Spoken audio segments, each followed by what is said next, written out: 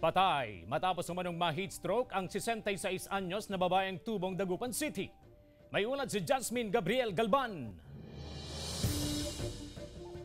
Bago ang Semana Santa, bumiyahe sa Montalban, Rizal ang 66 anyos na si Aling Rufina mula sa Barangay Bacayao Sur, Dagupan City para bisitahin ang kanyang kaanak. April 6, bigla raw sumakit ang ulo ng biktima at nawala ng malay.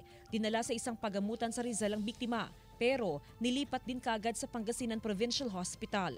Madaling araw ng April 7, binawian ng buhay ang biktima. Hinala ng mga kaanak na matay ang biktima sa heat stroke.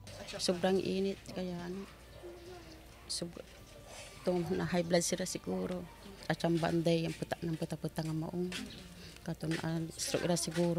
Ayon pa kay Helen, masigla at walang anumang karamdaman ng kanyang ina.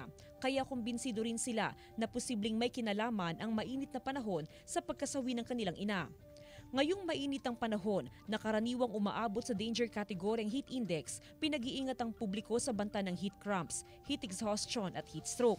Ilan sa sintomas ng heat stroke ang pananakit ng ulo, mabilis sa tibok ng puso o kumbulsyon at pagkawala ng malay. Kabilang sa paunang lunas na dapat gawin sa taong tinamaan ng heat stroke ay gumamit ng electric fan para mapababa ang temperatura ng biktima. Mag-apply ng cold compress sa lieg o bandang tiyan ng biktima. I-elevate ang paa ng biktima at painumin ng tubig. Importante nga po na umiinom sila ng maraming tubig at nasa cooler place sila at gumagamit sila ng maayos po na or light clothes para hindi nga po uminit yung pangakatawan. Kasama si Ron Alice Trittaniedo, Jasmine Gabriel Galban, One North Central Luzon.